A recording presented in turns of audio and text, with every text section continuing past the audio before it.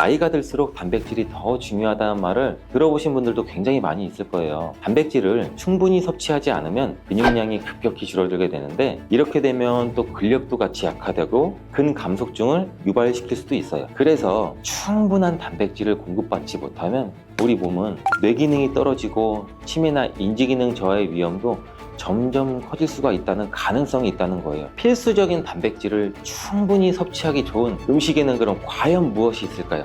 건강한 습관이 항상 나를 만든다. 건강한 삶을 원하시면 지금 바로 구독을 눌러주세요. 50대 이후에 근육이 많이 빠졌다면 이것을 드시면 됩니다. 요새 들어 몸이 예전 같지 않다고 느끼시는 분들 굉장히 많은가요? 만약 그런 분들이 계신다면 몸에 단백질이 부족한 것을 의심해 볼 수도 있어요. 나이가 들면서 왜 단백질 섭취가 중요한지, 그리고 그에 따른 여러 가지 사실들을 알아보라고 하는데, 나이가 들수록 단백질이 더 중요하다는 말을 들어보신 분들도 굉장히 많이 있을 거예요. 우리 몸에 필수 영양소라는 단백질, 이 단백질 섭취가 중요한 이유, 제가 바로 5가지를 알려드릴게요. 첫 번째로 근감소증 예방이 있어요. 자, 나이가 들면 근육량이 자연스럽게 줄어들게 되는데 이를 근감소증이라고 해요. 근감소증은 우리 근육이 빠르게 줄어드는 질환으로, 단백질은 근육을 구성하는 주요 성분 알고 계시죠? 단백질을 충분히 섭취하지 않으면 근육량이 급격히 줄어들게 되는데, 이렇게 되면 또 근력도 같이 약화되고 근감소증을 유발시킬 수도 있어요. 이러한 단백질이 부족하게 되면 그 진행이 훨씬 더 빨라질 수가 있는데, 근육이 줄어들게 되면 일상생활을 하기 굉장히 불편해지고, 이렇게 되면 근육도 더 감소하게 되고 악순환이 계속 생길 수가 있죠. 단백질 섭취와 운동을 같이 병행하는 게 제일 좋아요. 원래 흔히들 많이 알고 계시잖아요. 단백질이 중요한 이유 두 번째는 면역력 증가예요. 이 단백질과 면역력이 연관이 있다고 하시면서 의아해하시는 분들 굉장히 많아. 뭐가 관계가 있어? 뭐가 연관이 있지? 자, 지금부터 한번 볼 텐데, 단백질은 우리 몸속에 세포 그리고 장기뿐 아니라 수많은 호르몬을 구성하는 굉장히 중요한 요소예요. 또 단백질이 면역 시스템에서 중요한 역할을 하는 항체와 효소를 생성하는데, 백혈구라고 많이들 들어보셨죠? 이 백혈구는 우리 몸의 감염을 인식하고 싸우는 우리 전투부대예요. 주요한 면역세포인데, 이 백혈구가 주로 단백질을 사용해서 우리 몸에 쳐들어온 병원균을 인식하고 항체를 만들어서 병원균을 물리치게 되는 중요한 역할을 해요. 또한 우리 몸의 중요한 면역세포도 감염에 대응할 때 단백질을 쉽게 말해 먹이로 사용해서 신호를 보내고 병원균을 파괴하는 작용을 해요. 그럼 이 단백질이 굉장히 중요하다는 거 아시겠죠? 나이가 들면 들수록 우리 몸의 면역 시스템이 약해지기 쉬운데, 그럴수록 이렇게 단백질을 충분히 섭취하면 우리 모두 면역력을 높일 수 있습니다. 자, 단백질 섭취가 중요한 이유 세 번째는 심혈관계 질환 예방이에요. 단백질은 심혈관 건강에도 영향을 주는데, 특히 식물성 단백질이 도움을 굉장히 많이 준다고 해요. 예를 들면 우리 몸에 콩류, 견과류 등의 나쁜 콜레스테롤인 LDL 수치를 낮추고 심혈관계 질환의 위험을 줄이는 데 도움이 돼요. 특히나 노년층에서 단백질 섭취는 고혈압이나 동맥경화 그리고 심장병, 이런 성인병을 예방하는 데 굉장히 중요한 역할도 같이 합니다. 자, 네 번째는 우리 피부의 탄력 저하를 예방합니다. 피부의 주된 성분 중 하나인 콜라겐, 여러분들 굉장히 많이 들어보셨죠? 이 콜라겐은 주로 단백질로 굉장히 많이 이루어져 있는데, 나이가 들면 우리가 콜라겐이 자연스럽게 감소하게 돼요. 이로 인해 여기 피부 탄력도 떨어지고 주름도 생기고, 이때 단백질을 충분히 섭취하게 되면 피부 건강에도 좋은 영향을 주는데, 단백질 공급은 피부 재생을 촉진을 시키기도 하고 피부 건강도 유지하는 데 도움을 줄 수가 있어요. 자, 5번째는 골다공증 예방입니다. 나이 드신 여성분들은 특히 더 주목해 주세요. 질병관리청의 보도자료에 따르면 대한민국 50세 이상의 골다공증 유병률은 22.5%로 약 5명 중 1명은 골다공증이 있대요. 이런 골다공증이 조용한 뼈도둑이라고 불릴 정도로 초기 증상이 뚜렷하게 보이진 않은데, 우리 여러분들 골다공증이 한번 생기면 이로 인해서 고관절, 척추, 손목 여러 가지 골절이 생기기 쉽고, 이로 인해서 합병증 또한 굉장히 많이 증가될 수가 있어요. 이 골다공증을 예방하는 데 중요한 요소가 바로 단백질입니다. 이 단백질은 뼈를 구성하는 중요한 요소 중 하나인데, 뼈의 건강을 유지하는 데 필요한 칼슘과 함께 이 단백질도 뼈의 구조를 안정화시키고 골밀도를 높여서 골다공증을 예방하는 데 굉장히 중요한 역할을 해요. 한마디로 노년층에서 우리가 흔히 알고 있는 칼슘과 비타민 D와 함께 단백질 섭취를 같이 증가시키면 뼈가 약해지는 것을 막아줄 수가 있어요. 이렇게 중요한 우리 몸속의 단백질이 혹시 부족하게 된다면 무슨 일이 일어날까 생각해 본 적 있으세요? 단백질이 부족하면 여러 가지 신체 기능에 문제가 생겨요. 첫 번째는 인지 기능 저하, 치매. 단백질 부족이 치매를 유발한다니 굉장히 새로운 사실이죠. 연구에 따르면 단백질이 뇌 건강을 유지하는데 아주 중요한 역할을 한다고 하는데, 특히 기억력에 굉장히 많은 영향을 줘요. 단백질은 뇌에서 신경 전달 물질을 만들고 뇌세포의 구조를 유지하는데 굉장히 많이 도움을 줘요. 특히 학습과 기억력에 영향을 주는 이러한 시냅스에서 발생하는 신경 전달 물질을 방출을 시키고 이거를 받아주는 수용체를 활성화하고, 이런 것들이 대부분 단백질에 의해 조절되는데, 예를 들어 NMDA 수용체와 AMPA 수용체는 이 기억 형성에 중요한 역할을 하면서 이것들은 모두 단백질로 구성되어 있어요. 그래서 충분한 단백질을 공급받지 못하면 우리 몸은 뇌 기능이 떨어지고 치매나 인지 기능 저하의 위험도 점점 커질 수가 있다는 가능성이 있다는 거예요. 이러한 단백질 섭취가 우리 몸에 얼마나 중요한 영향을 끼치는지 다시 한번 아셨죠? 또한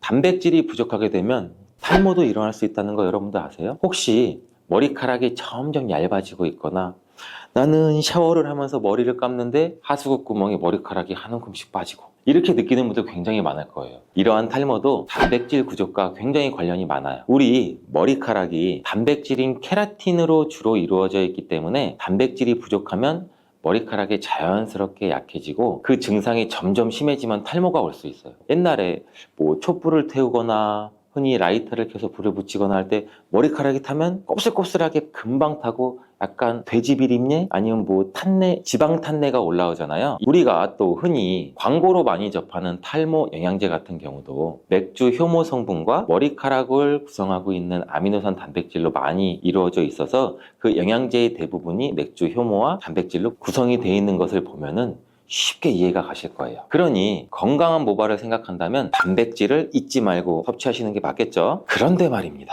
왜 노년층이 단백질을 더 많이 섭취해야 하는 걸까? 젊은 사람보다 더 중요한 이유가 있을까요? 그 이유는 노년층은 근육이 자연스럽게 감소가 돼요. 또 신진대사도 느려져서 우리 몸의 기초대사량이 감소하기 때문에 체지방률이 증가할 수가 있고 단백질의 체내 합성 능력 또한 떨어지게 돼요. 그러면 어떻게 될까요? 근육량이 줄어들게 되면 그만큼 여러분들의 신체 활동도 힘들어지면서 일상생활에서 어려움을 겪을 수가 있는 거예요. 그래서 노년층은 단백질을 충분히 섭취해서 근육을 유지하는 게 정말 중요해요. 근데 노년층은 소화 기능이 떨어지기 때문에 사실 고기나 생선 같은 이러한 동물성 단백질을 섭취하는 게 굉장히 불편할 수가 있어요. 또 나이가 드시면서 식사량 또한 감소가 될 수가 있고, 식사 준비의 번거로움도 매끼 단백질을 챙겨 먹고 하는데 어려움을 주는 게 사실이에요. 그래서 혼자 지내시는 분들은 더욱더 단백질 섭취가 어렵기도 해요. 어떤 분들은 체중 증가를 걱정하시면서 단백질이 고칼로리라고 생각해서 드시기를 꺼려 하시고, 그렇다고 해서 섭취하기 어렵다고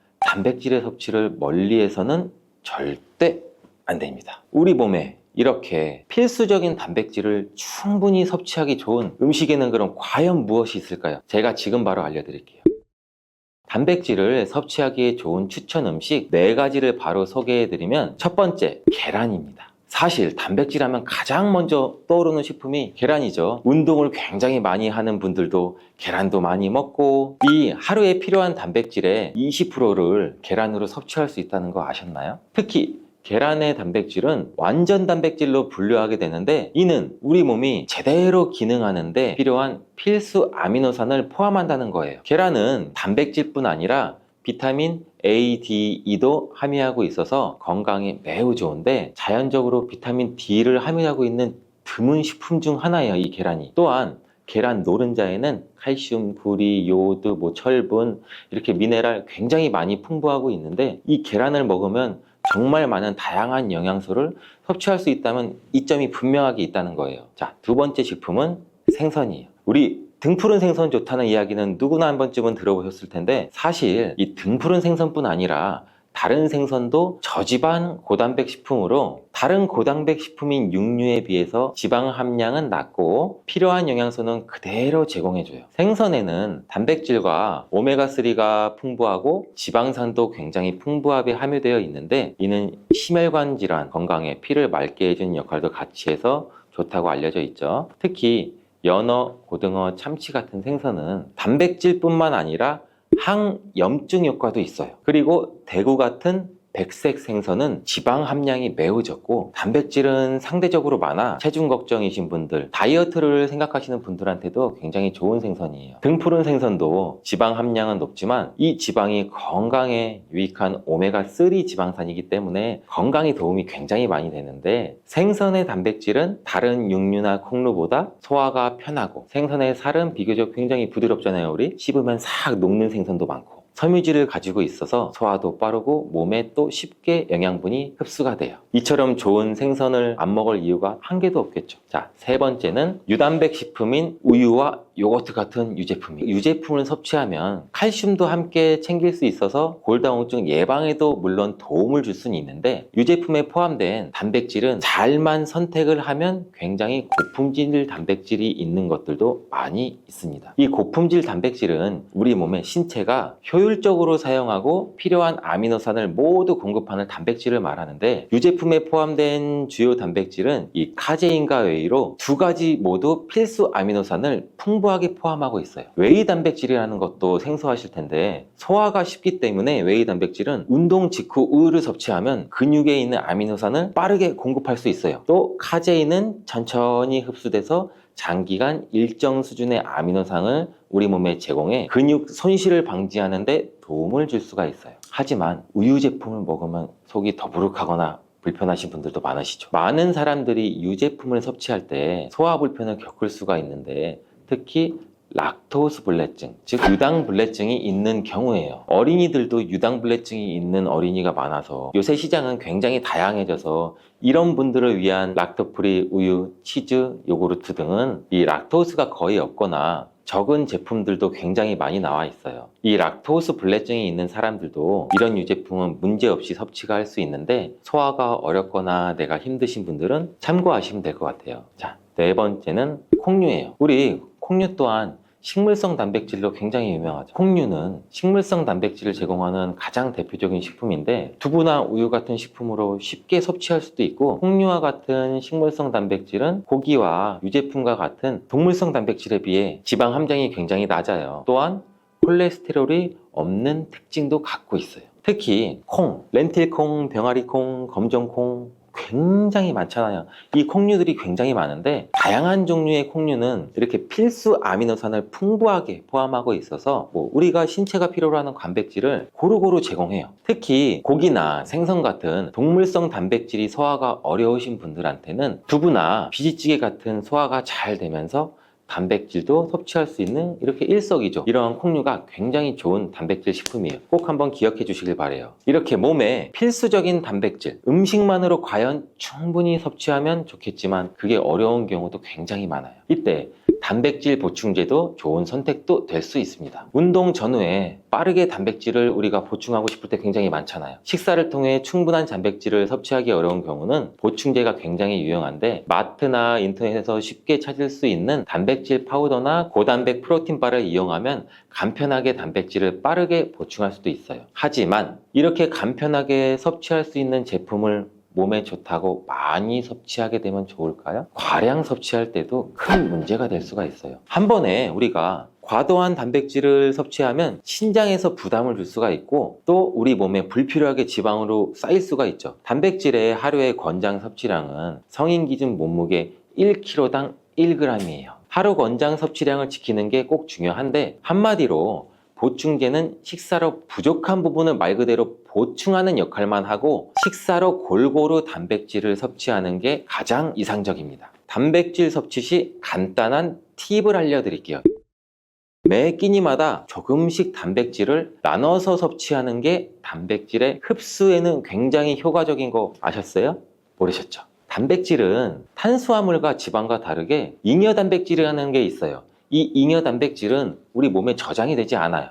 그 때문에 한 번에 과량으로 섭취하면 소화가 어려워지고 또 우리 신장에 부담을 줄 수가 있어요. 필요 이상의 단백질은 어느 정도 흡수되고 배출이 되기 때문에 번거롭더라도 매일 조금씩 매 끼니마다 나눠서 섭취하는 게 중요합니다. 고기 좋아하시는 분들 손 들어보세요. 채소 좋아하시는 분들 손 들어보세요. 이제는 다 같은 단백질이라고 생각하지 마시고 동물성 단백질, 식물성 단백질을 골고루 섭취해야 해요. 동물성 단백질은 이 식물성 단백질에는 부족한 아미노산이 풍부하고 식물성 단백질은 또 동물성 단백질에 비해 지방이 적고 섬유질도 같이 섭취할 수가 있어요. 우리가 평상시에 먹는 한식은 사실 단백질 섭취에 굉장히 좋은 음식인데 우리 식탁에 단백질이 풍부한 계란, 생선, 두부, 콩 이것들을 반찬으로 두어 개만 먹어도 굉장히 쉽게 매 끼마다 몸에 필요한 단백질을 섭취할 수가 있어요. 세계보건기구에서는 뇌세포가 손상되고 치매가 발생할 수도 있다고 보고하고 있어요. 갑상선 저하증이나 항진증이 있으신 분들이 요오드가 많은 미역을 드시면 오히려 건강을 더 해칠 수가 있는데 요오드의 수치가 높아지게 되면 체내의 활성산소도 증가하게 돼서 염증도 유발시킬 수가 있고 갑상선염도 유발될 수 있고 극히 드물지만 갑상선 암으로까지 발전시킬 가능성도 가지고 있다고 하네요. 따라서 갑상선약을 드시고 계시거나 갑상선에 문제가 있으신 분들은 미역에는 강력한 항암 효과도 가지고 있는데 건강식품으로는 굉장히 좋아요. 미역에는 요오드, 식이섬유, 칼슘, 비타민 굉장히 많은 영양소가 있다고 했잖아요. 그런 것들보다 훨씬 중요한 것이 있어요. 바로 건강한 습관이 항상 나를 만든다. 건강한 삶을 원하시면 지금 바로 구독을 눌러주세요.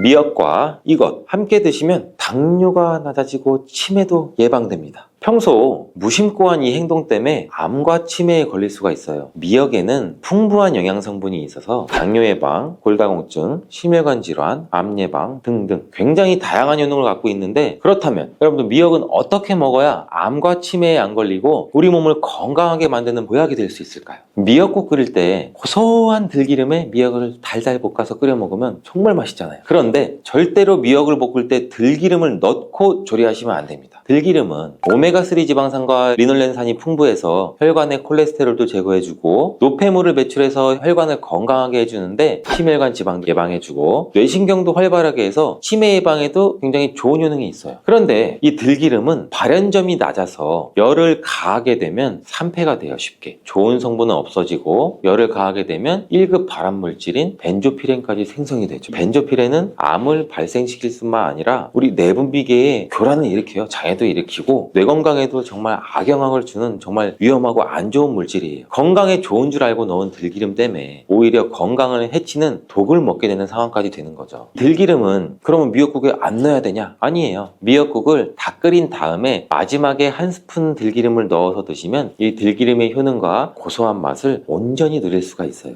미역과 함께 드시면 절대 안 되는 음식 두 번째는 바로 대파예요. 생각해보면 다른 국이나 찌개를 끓일 때는 대파를 거의 대부분이 다 들어가죠. 근데 유독 미역국 끓일 때는 왜 대파가 안 들어갈까요? 그 이유는 미역이랑 대파 둘 다 이 알긴산이라는 성분이 들어있는데 이 알긴산 때문에 미끌미끌거리는 식감이 있어요. 함께 드시게 되면 이 식감이 나빠지는 이유도 있지만 식감보다도 더 중요한 이유가 있어요. 이 대파에는 인과 유황 성분이 들어있는데 미역과 대파를 함께 드시게 되면 대파의 인과 유황 성분 때문에 이 미역에 함유된 칼슘의 흡수를 방해돼요. 이 미역에는 칼슘이 굉장히 많이 들어있죠. 근데 미역에 함유된 칼슘의 함량은 100g당 거의 한 900mg 이상이 들어있어요. 우유에 함유된 칼슘의 함량은 100g당 대략 한 100g 정도인데 이렇게 보면 굉장히 미역에 함유된 칼슘의 함량이 굉장히 많죠. 성인 기준 칼슘의 권장 섭취량이 약 600ml에서 700ml 정도로 볼 수 있는데 미역국으로 한 그릇만 드셔도 충분히 섭취할 수 있는 양이죠. 우유를 소화 못 시키는 분들이 칼슘을 섭취하기 위해서는 미역이 정말 좋은 대체식품이 되는 거죠. 이렇게 많은 칼슘은 우리 몸의 뼈를 튼튼하게 해주고 골다공증 예방에도 도움을 주는데 이 골다공증 예방은 50대 이후의 여성분들한테는 정말 중요한 효능입니다. 골다공증으로 인해 골반뼈가 골절이 될 경우에는 65세 이상은 30% 정도가 1년 내에 사망하고 80세 이상은 50% 정도가 2개월 이내에 사망을 할 수 있다는 통계가 있어요. 굉장히 무섭죠. 이 나이가 들어갈수록 미역을 충분히 섭취하는 게 굉장히 좋은 습관입니다. 이런 칼슘 보충에 정말 중요한 미역을 대파와 함께 드신다면 미역에 들어있는 미네랄인 칼슘 흡수가 제대로 되지 않는 거죠. 미역의 미끌미끌한 성분이 이 알긴산도 우리 몸에 중요한 역할을 해줘요. 바로 이 알긴산은 다른 물질을 흡착하는 성질이 있어서 혈관 내에 나쁜 콜레스테롤을 흡착해서 배출을 도와줘요. 이렇게 되면 이 동맥경화를 예방할 수도 있고 혈액순환을 원활하게 해줘 심혈관 질환 예방까지 하는데 도움을 줄 수 있겠죠. 미역이 흔히 알고 있는 것처럼 우리 피를 맑게 한다고 하잖아요. 바로 이 알긴산의 효능 때문인데 혈관이 깨끗해지기 때문이에요. 또한 알긴산은 우리 장 운동을 촉진시키고 배변 활동을 원활하게 해서 변비 예방에도 도움을 주죠. 미역의 풍부한 식이섬유와 함께 장 건강에 도움을 주는 건데 미역에 함유된 풍부한 식이섬유는 당뇨 예방에 탁월한 효능을 발휘하는데 국립보건원에서 장년층 약 7,400명을 대상으로 추적 검사를 했어요. 어떤 추적 검사를 했냐? 이 해조류를 전혀 먹지 않은 사람과 매일 미역국을 반 그릇 이상의 해조류를 섭취한 사람의 당뇨병 발생 위험도를 조사했는데 하루에 미역국 반 그릇 이상 먹는 사람이 해조류를 전혀 먹지 않은 사람에 비해 당뇨병 발생 위험도가 20%나 낮았어요. 미역의 풍부한 식이섬유는 급격히 오르는 혈당을 막아주는 효과도 있는데 식이섬유가 소화의 속도를 늦춰주고 인슐린 분비도 같이 조절해준다고 해요. 식이섬유는 포만감을 높여주고 칼로리가 낮아서 식사량을 조절하는 데 도움도 주고 체내의 노폐물과 독소를 배출도 시키고 체중도 감량하는 데 도움을 줘서 다이어트 식품으로 많이 활용되고 있어요. 이 미역국은 또 아이를 출산한 산모들이 반드시 먹는 음식인데 미역은 피를 만들어주고 피를 맑게 해주는 역할뿐만 아니라 미역에 풍부한 요오드는 출산 후 자궁을 수축시켜주는 데 도움도 주고 모유가 잘 나오도록 도와줘요. 또한 요오드는 피를 먹게 해서 상처를 빨리 아물게 해주는 역할도 해줘요. 칼슘과 철분이 풍부해서 출산 후에 흥분된 신경도 안정시켜주고 혈액의 생성을 도와줘서 산모의 빈혈 예방에도 도움을 주게 돼요. 또한 미역에는 칼륨도 풍부한데 이 칼륨은 우리 몸에 나트륨을 배출시켜주는 역할도 해서 산모의 부종도 완화시켜주는 데 도움을 주고 요오드는 산모에게 좋을 뿐 아니라 또 신진대사를 촉진시켜줘서 몸에 에너지를 보충해주는 역할도 합니다. 이 요오드가 부족할 때 나타나는 증상들이 있는데 몸에 기력이 없다고 하죠. 힘이 없고 피곤하고 무력감도 있고 이렇게 또 신진대사가 원활하지 않기 때문에 피로가 누적되고 몸의 영양소도 소모하지 않게 돼서 체중도 증가되는데 이때는 또 피부가 건조해지고 거칠어지고 탈모도 일어날 수가 있죠. 나이가 들면서 인지력이 떨어지는 것도 요오드 부족 중에 한 현상일 수도 있어요. 요오드가 부족하면 우리 몸의 호르몬인 중추적인 역할을 하는 이 갑상선에 문제가 생기는데 바로 갑상선 저하증이 생길 수도 있고 이러한 문제들은 미역을 섭취함으로써 조금은 예방할 수 있는 것인데 요오드의 하루 권장 섭취량은 대략 2.4mg 정도예요. 미역국 한 그릇에는 요오드가 약 1.1mg 정도 함유가 되어 있으니 미역국은 하루에 한두 그릇 정도만 드시는 게 오히려 좋겠죠. 요오드도 과하게 섭취해도 문제가 생기는데 요오드 섭취량이 많아지게 되면 갑상선염이나 다른 갑상선 질환도 같이 유발할 수가 있죠.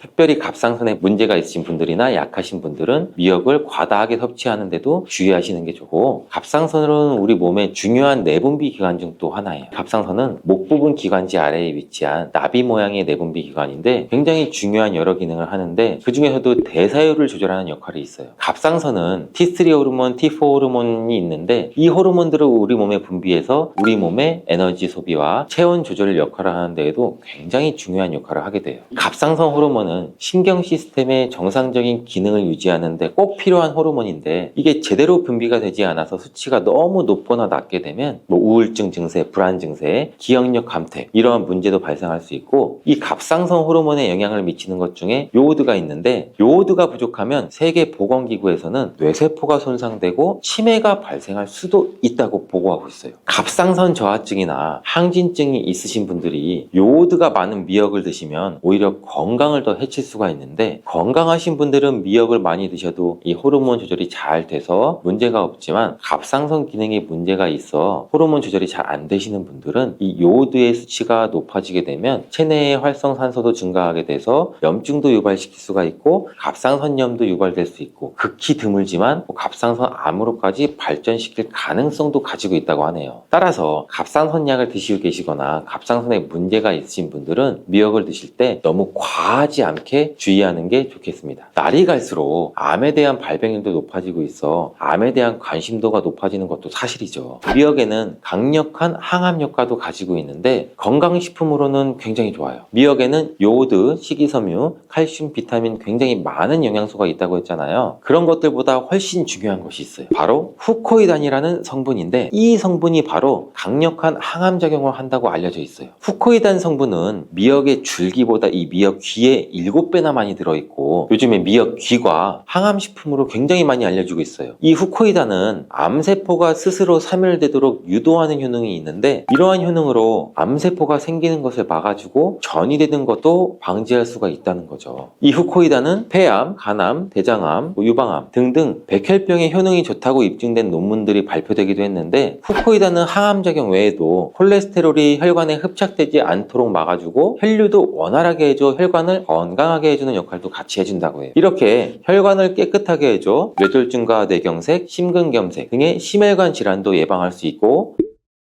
미역기와 함께 토마토를 드시면 토마토에 들어있는 라이코펜이라는 성분과 함께 항암 효과도 극대화시킬 수가 있는데 토마토가 이 채소의 왕으로 불리면 우리 몸에 정말 좋다는 사실 다들 알고 계시잖아요. 이 토마토에 들어있는 라이코펜이라는 항산화 성분이 이 몸 안에 있는 활성산소를 제거해서 혈관을 건강하게 하고 염증을 제거할 뿐만 아니라 노화도 예방해 줄 수 있죠. 이 토마토의 라이코펜이라는 성분과 이 미역의 후코이단이라는 성분이 만나 강력한 항암 작용도 할 수 있게 된다는 거죠. 미역과 함께 드시면 효과가 극대화되는 식품으로는 두부가 있어요. 콩으로 만든 두부는 식물성 단백질이 풍부해서 건강식품으로 우리 식탁에 정말 많이 올라오죠. 두부에는 단백질뿐만 아니라 사포닌 성분도 풍부하게 함유되어 있는데 사포닌은 우리가 흔히 인삼, 홍삼 이런 데서 많이 들어있다고 알려져 있죠. 맞아요. 인삼, 홍삼, 더덕 등에도 풍부하게 함유되어 있는데 두부에도 많이 함유가 되어 있어요. 이 사포닌은 면역력을 강화해주고 활성산소도 제거해주고 또 노화도 방지하고 항암작용도 하고 굉장히 기적과 같은 성분이죠. 그래서 사포닌 성분이 연구도 요새 굉장히 활발히 되고 있다고 해요. 근데 이 사포닌의 단점이 뭔지 아세요? 우리 몸에 있는 요오드를 배출시키고 요오드 결핍이 있는 분들은 또 주의해서 드셔야 되는 성분이에요. 미역과 함께 드신다면 미역이 함유하고 있는 요오드랑 사포닌의 만남으로 미역의 섭취를 과다할 수 있는 요오드 양을 두부의 사포닌이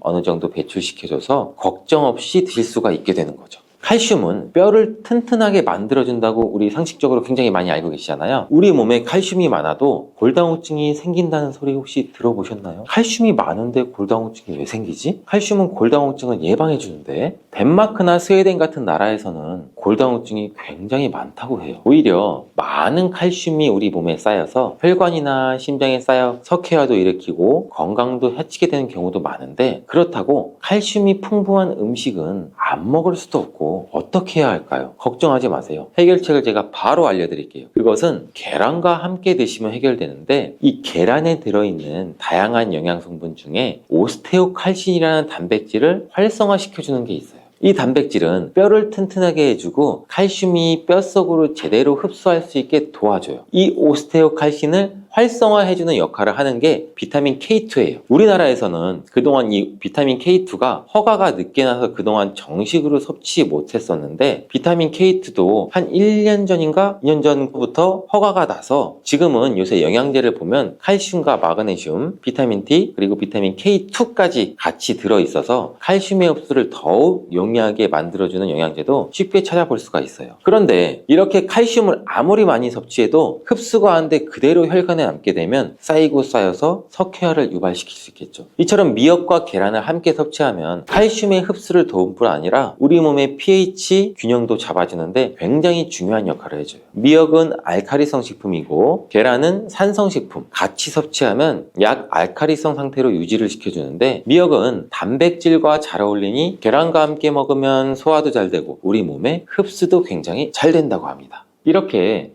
노랗게 변한 바나나는 색깔만 변한 것이 아니라 성분에도 변화가 생기게 돼요.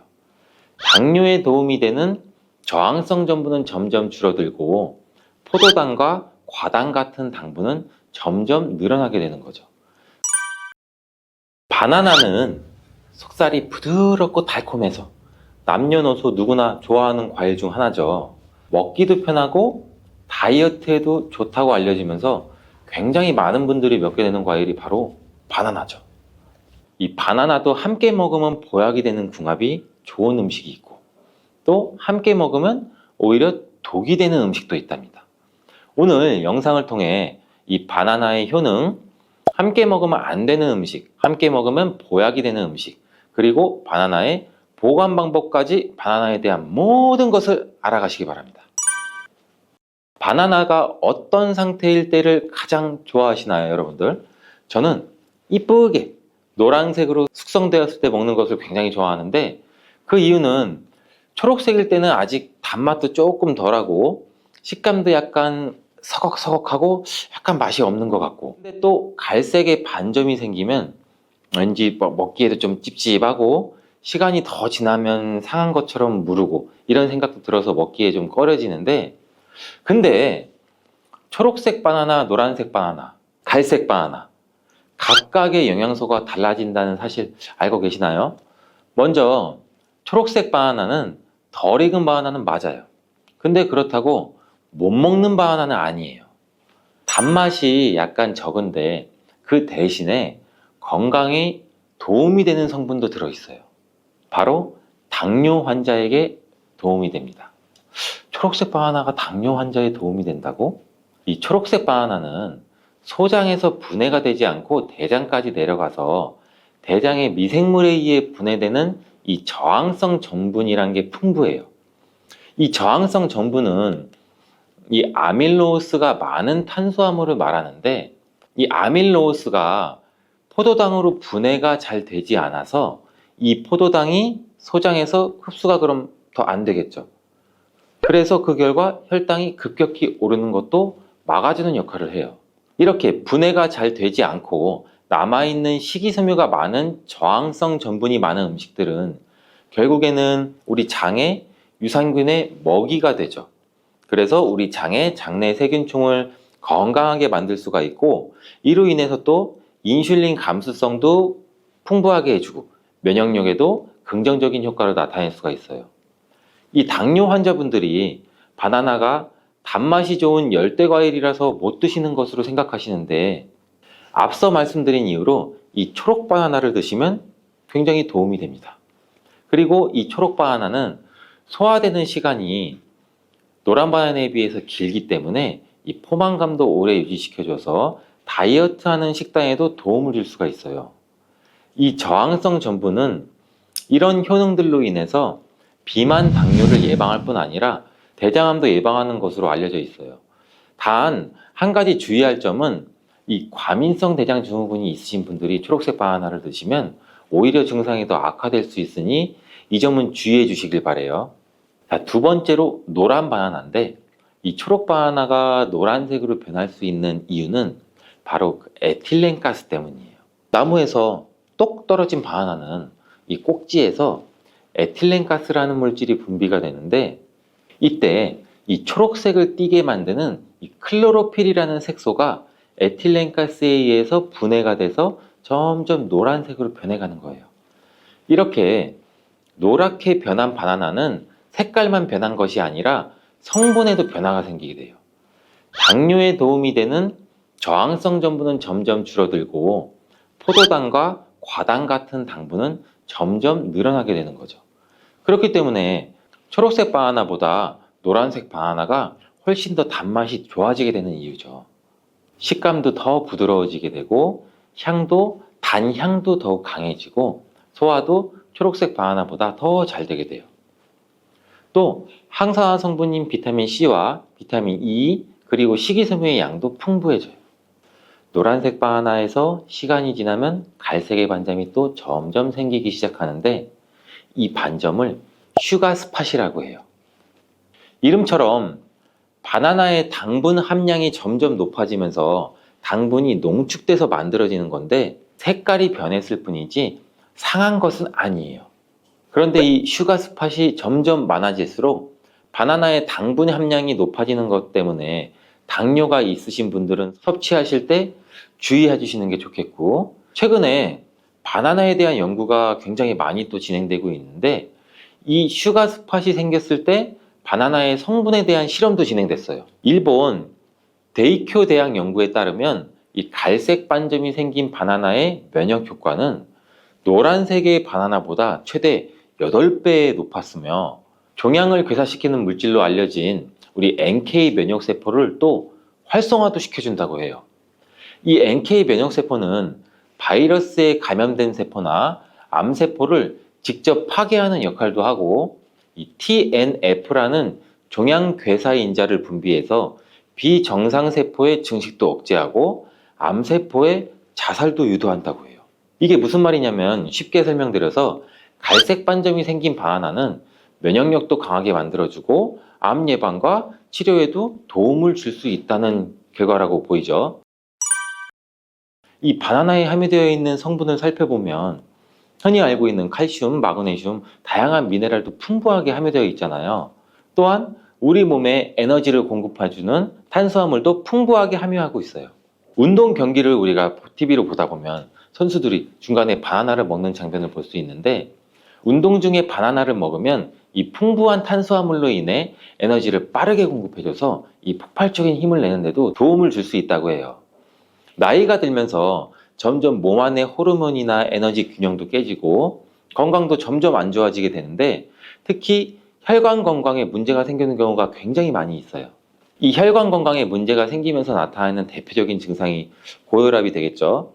이 때문에 나이가 들면서 혈압도 관리하는 게 굉장히 중요한데, 바나나에 풍부하게 함유된 칼륨은 세포의 삼투압과 수분의 평형을 유지 기능을 수행해서 몸 안에 나트륨을 배출하는 데 굉장히 많은 도움을 줘서 혈압을 조절하는 데도 도움을 준다고도 알려져 있죠.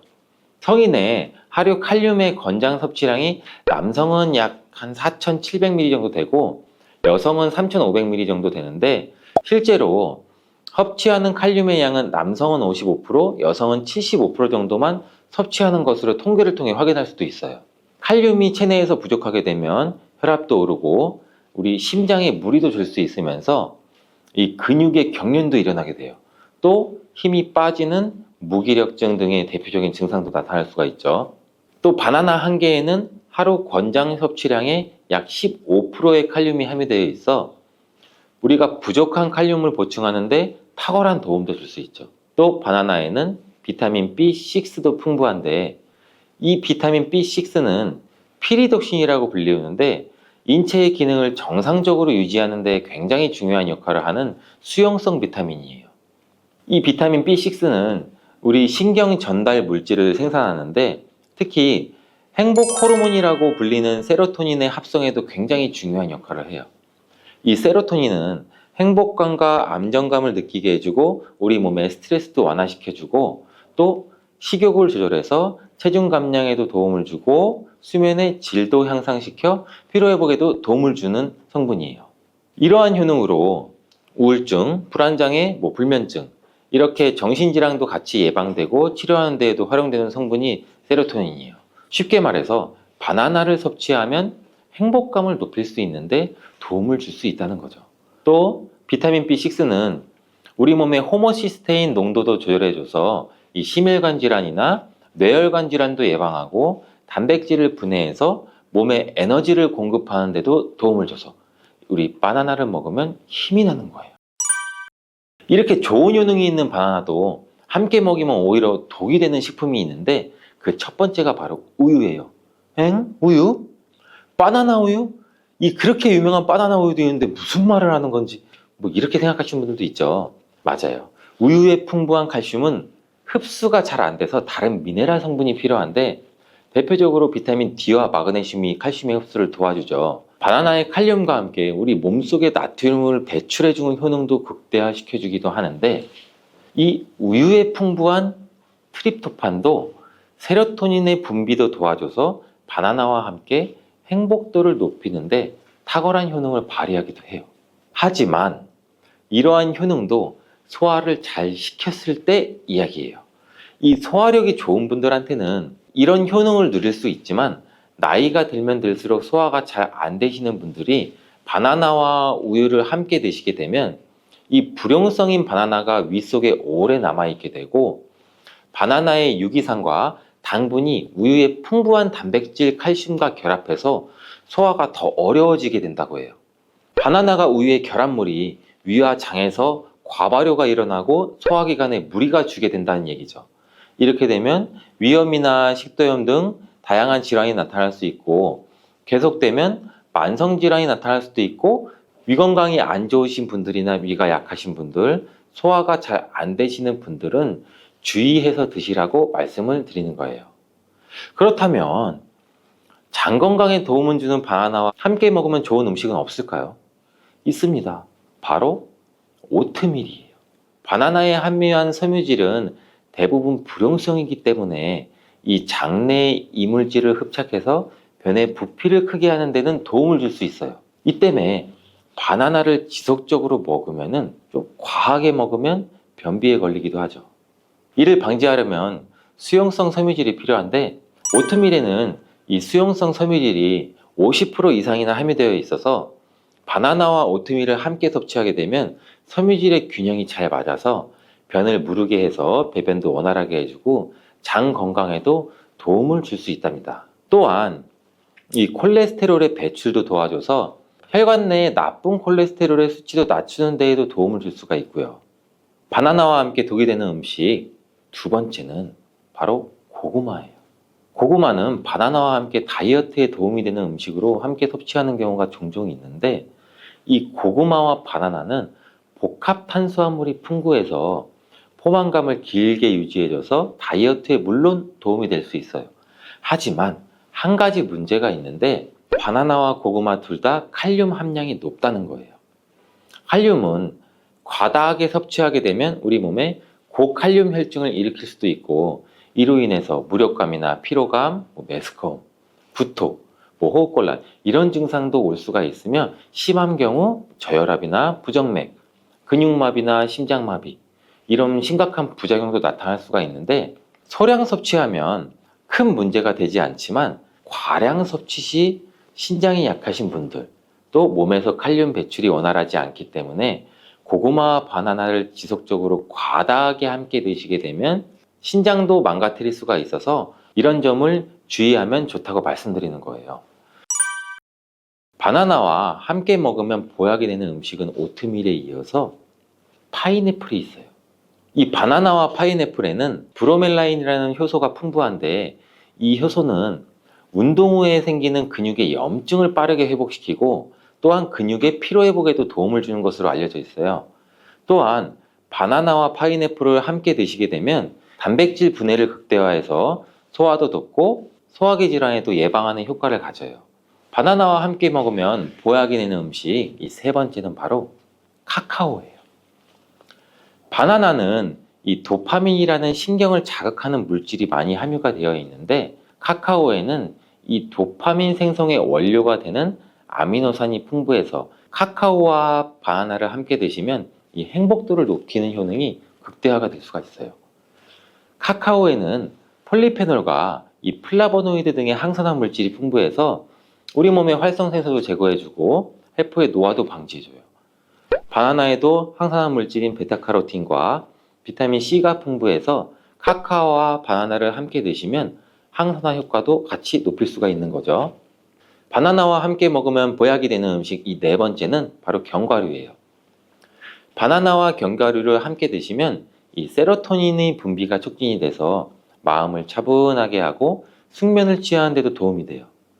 또한 바나나의 풍부한 마그네슘은 근육의 이완을 돕고, 견과류의 트리토판을 세로토닌으로 바꿔주는 성분인 이 비타민 B6가 바나나에 풍부해서 견과류와 바나나를 함께 드시면 불면증과 우울증을 예방하고 개선시킬 수 있는데 도움을 줄 수 있다고 하네요. 자, 이제 그럼 바나나의 보관법을 한번 알아볼 텐데, 바나나를 보관하실 때는 바나나의 꼭지 부분을 랩이나 호일로 감싸주신 상태에서 바나나 거리 같은데 걸어두시는 게 좋아요. 그렇게 하면 바나나 꼭지에서 나오는 에틸렌 가스를 어느 정도 차단해줘서 숙성되는 것을 방지해서 조금 더 오래 보관할 수 있고, 그리고 열대 과일인 바나나는 냉장고에 보관하게 되면 냉해를 입어 바나나 색이 굉장히 빠르게 검은색으로 변하게 돼요. 바나나를 오래 보관하시려면 껍질을 벗긴 상태에서 먹기 좋은 크기로 잘라서 냉동 보관하셨다가 드시는 것도 추천을 드리겠습니다. 대부분 소고기, 돼지고기 이런 고기 등을 많이 먹어야 체력이 보충되고 건강에 이롭다고 알고 계시는 분들도 많으실 거예요. 하지만 붉은 고기에는 포화지방과 같은 유해 물질이 포함되어 있을 수 있고, 이는 췌장암의 위험 요소로도 작용할 수 있기 때문에 굳이 고기를 섭취를 안 하셔도 되는데, 소고기, 양고기는 고지방식으로 분류가 되기 때문에 특히 지방이 많은 부위는 췌장암 위험과도 관련이 있을 수가 있고, 햄, 소세지 등 가공된 붉은 고기가 제일 안 좋죠. 세계보건기구 WHO에서는 발암물질 1급으로 등재가 되어 있어요. 그만큼 피하시는 게 좋은데 안전한 조리법으로 적당히 드시는 게 가장 좋습니다. 아무래도 고탄수화물식과 당이 많이 들어간 음식을 섭취하게 되면 혈당이 급격하게 상승되고, 이를 조절하기 위해서 췌장에서 많은 양의 인슐린을 분비하기 때문에 이 과정이 반복되면 과도하게 자극을 받아 손상도 입을 수가 있고, 인슐린 수치도 지속적으로 높을 경우에는 췌장암 발생과도 관련이 있다고 해요. 그리고 이러한 습관은 체중 증가와 비만, 당뇨병의 발생의 위험률도 높일 수가 있는데, 이런 증상이 있다면 췌장암의 신호일 수가 있어요. 바로 병원 가셔서 진료를 한번 받아보시는 것을 추천드리겠습니다. 침묵의 살인자라는 별명을 가지고 있고, 의사들도 무서워하는 최악의 암이 무엇인지 알고 계신가요? 모든 암을 통틀어 완치율, 5년 내의 생존율 모두 최하위를 차지한 췌장암이에요. 췌장암은 소화기관의 일부인 췌장에 발생하는 암으로 길쭉한 모양을 하고 있고, 소화를 돕는 아밀라제와 같은 효소와 혈당 조절에 중요한 인슐린과 같은 호르몬을 분비하는 역할을 해요. 서양인에 비해 동양인에게서 흔히 많이 발생된다고 알려져 있다고 하는데, 그 이유는 인종에 따른 췌장 길이와 특성 때문이고, 구조적으로 쉽게 췌장암에 노출된 확률이 높은 민족이라고 해요. 췌장암이 무엇인지, 어떤 방법으로 예방할 수 있는지 관심과 주의를 기울일 필요가 있어요. 침묵의 암이라고 불리는 췌장암이 무섭고 위험한 이유는 여러 가지 특징들 때문에 조기 발견이 굉장히 어렵기 때문인데, 초기 증상이란 게 거의 없어요. 발견되면 이미 한 3기에서 4기인 경우가 대부분이라고 하고, 그 이유는 췌장이 우리 복부 깊숙한 곳에 위치해 있고, 소장이나 대장, 십이지장, 위비장 등에 둘러싸여 있어서 다른 장기와는 달리 육안으로 증상을 확인하기가 굉장히 힘들다고 해요. 종양이 췌장의 또 머리 부분에 위치할 경우 담관을 막아서 명확한 증상을 유발시키기도 한데, 몸통이나 꼬리 쪽에 생길 경우에는 이렇다 할 증상이 나타나지 않을 수가 있어서 진단이 굉장히 힘들다고 해요. 그리고 다른 암에 비해 전이 속도가 또 매우 빠르다는 특징이 있어서 환자분들께서 증상을 느끼고 병원을 방문했을 때는 이미 병이 어느 정도 진행된 상태인 경우도 많고, 치료도 쉽지가 않다고 하는데, 방사선 치료나 항암 치료에 대한 반응이 다른 암에 비해서 낮은 편이고, 췌장암이 가지고 있는 이 특수한 유전자 변이가 치료에 대한 저항성을 증가시키기 때문이라고 해요. 수술이 잘 되더라도 육안으로는 보이지 않는 미세한 암이 남아있는 경우도 많아 미세 전이도 잘 되고, 대부분 암이 진행된 후 발견되는 경우도 많고, 수술 절제가 가능한 케이스는 20% 이내라고도 하더라고요. 운 좋게 수술을 하더라도 5년 생존율이 14.3% 정도고, 초기부터 말기까지 췌장암 전체적인 단계에서 5년 생존율은 단 5%밖에 되지 않는다고 하네요. 암이 커지거나 다른 장기에 전이되기까지는 뚜렷한 증상이 거의 나타나지 않고, 증상이 나타난다고 하더라도 일반적인 생활 습관으로 인해 나타날 수 있는 평범한 증상들도 많이 있기 때문에 무시되거나 우리가 쉽게 알아차리기가 쉽지 않다는 것이 현실인데, 굳이 초기 증상 췌장암의 신호를 빨리 분류한다면 비교적 빨리 발견되는 증상이 황달이라고 해요. 빨리 발견되는 이유는 췌장이 머리 쪽에 암이 생기게 되면 쓸개즙이 지나가는 관이 가까이 있어 부위가 점차 커지면서 담관을 막거나 압박을 할 수가 있다고 해요. 이로 인해서 쓸개즙이 제대로 흐르지 못하고 피부와 눈이 노랗게 변하는 황달 증상이 생기기도 할 수가 있다는데, 이 증상은 쉽게 눈에 띄기도 하고 환자도 몸에 이상이 느꼈다는 것을 빨리 알아차리기가 쉬워서 암을 빨리 발견할 가능성도 높다고 해요. 반대로 췌장의 몸통이나 꼬리 쪽에 암이 발생하면 이렇다 할 뚜렷한 초기 증상이 잘 나타나지가 않아서 발견이 늦어지는 경우도 많다고 하네요. 또한 평소에 흔히 겪을 수 있는 증상들이 많아 긴가민가 하다가 쉬쉬하는 경우도 많다고 하는데, 예를 들어 체중 감소, 소화불량, 식욕감퇴, 복통, 일반적인 소화기 문제나 피로와 비슷해서 무시되기가 굉장히 쉽죠. 하지만 이유 없는 소화장애가 지속이 되고, 평소 식습관이 자극적이고 불규칙한 습관들이 많고, 가족력이 있다면 더더욱 주의가 필요한 증상들이에요. 췌장은 아밀라아제와 리파아제 같은 소화 효소를 만들어서 우리가 먹은 음식은 잘게 분해하고 영양분을 흡수하도록 돕는 중요 기관인데, 췌장에 문제가 생기면 소화를 돕는 효소를 충분히 만들어내지 못하겠죠. 그래서 음식이 잘 소화되지 않고 음식을 먹더라도 속이 더부룩하거나 불편해질 수가 있어요. 췌장암이 커지게 되면 췌장 주변에 있는 소화기관을 압박해서 이로 인해 음식이 소화기관을 통과하는 과정이 느려지거나 방해를 받아 소화가 원활하게 이루어지지 않게 되고, 암이 진행되면 우리 신체에서는 암을 인식해 염증 반응을 일으킬 수가 있기 때문에 소화 기능을 포함한 여러 신체 기능에 영향을 미쳐서 식욕이 떨어지는 등의 증상이 발생될 수가 있는 거죠. 다음으로는 누웠을 때 느껴지는 허리 통증을 꼽을 수가 있는데, 그 이유는 췌장의 위치와 암의 성장 방향 때문이에요. 췌장은 깊숙이 위와 척추 사이에 위치해 있고, 췌장에 생긴 종양이 커지게 되면 췌장 뒤쪽에 있는 신경이 척추를 압박할 수도 있다고 해요. 그래서 허리 통증도 유발할 수가 있고, 평소 근육통과는 다르게 깊고 지속적이면서 뒤쪽에 위치한 후복막 장기이기 때문에 눌렀을 때 당연히 아프진 않을 수는 있다는 특징을 갖는데, 그리고 갑작스럽게 당뇨가 생겼다면 췌장암을 의심해 볼 수가 있어요. 이 또한 췌장의 기능과 암의 진행 방식의 관련이 굉장히 큰데, 췌장은 소화효소와 더불어서 인슐린과 같은 호르몬을 분비하는 굉장히 중요한 역할을 하는 기관이에요. 이 인슐린은 혈당을 조절하는 기능을 하지만 췌장암이 발생되면 췌장의 인슐린 생성세포에도 영향을 미쳐서 인슐린 생산도 방해할 수가 있어요. 인슐린이 충분히 분비가 되지 않으면 혈당이 높아질 수밖에 없고 당뇨병을 유발하는 원인이 되기도 하겠죠. 그렇다고 당뇨가 오래되면 무조건 췌장암으로 발전되거나 췌장암 전 단계가 당뇨일 수가 있다는 것은 아니에요. 췌장의 기능이 저하되면 체내에서 인슐린에 대한 저항성도 생기고 인슐린 분비에 문제가 일으킬 수가 있기 때문에 혈당을 효과적으로 낮추지도 못하고 인슐린이 제대로 작동되지 않아서 없던 당뇨가 갑자기 생기기도 한다는 거예요.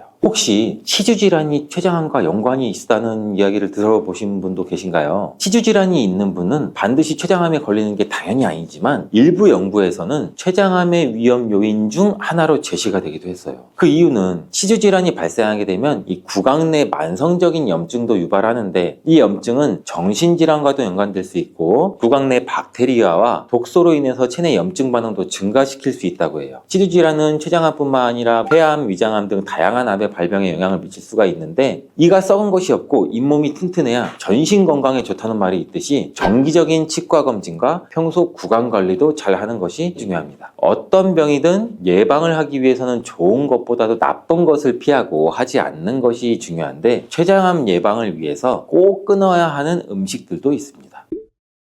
가장 대표적인 것이 술과 담배입니다. 흡연은 췌장암의 발생 위험을 크게 증가시키는 중요한 요인으로 작용하고, 그 이유는 발암물질에 직접적으로 노출되는데, 담배 연기에는 수천 가지 화학물질이 포함되어 있는 거 아시죠? 그중 약 70여 개가 발암성으로 알려져 있는데, 이러한 발암물질은 체내에서 흡수돼서 췌장세포에 도달해서 DNA 손상까지 유발하게 되죠. 그로 인해서 세포가 비정상적으로 변형되고 암세포로도 발전될 가능성이 높아지겠죠. 연구에 따르면 흡연자들은 비흡연자에 비해서 췌장암 걸릴 확률이 2배에서 3배 정도 높고, 흡연량이나 기간이 많아질수록 위험도는 더 증가한다고 해요. 금연 후 10년에서 15년 정도 시간이 지나면 췌장암 위험률이 비흡연자 수준으로 가까워진다고 하니 흡연이 직접적인 원인 중 하나가 될 가능성이 있다는 말이겠죠. 또한 음주는 아시다시피 간암을 포함한 여러 종류의 암과도 관련이 있는데, 특히 만성 음주로 인한 만성 췌장염은 췌장세포를 지속적으로 손상시키고 이로 인해 세포의 유전자변이나 기능장애도 유발시킬 수가 있겠죠. 만성 췌장염은 췌장암의 중요한 위험인자로 알려져 있기 때문에 음주로 인해 염증과 손상이 누적되면 암 발생 위험률이 당연히 높아질 수밖에 없고, 이 외에도 고탄수화물식, 당이 많이 들어간 음식 등을 피하시는 것이 좋고, 포화지방이 많이 들어있는 붉은 고기를 과량 섭취하는 것도 피하시는 게 도움이 돼요. 대부분 소고기, 돼지고기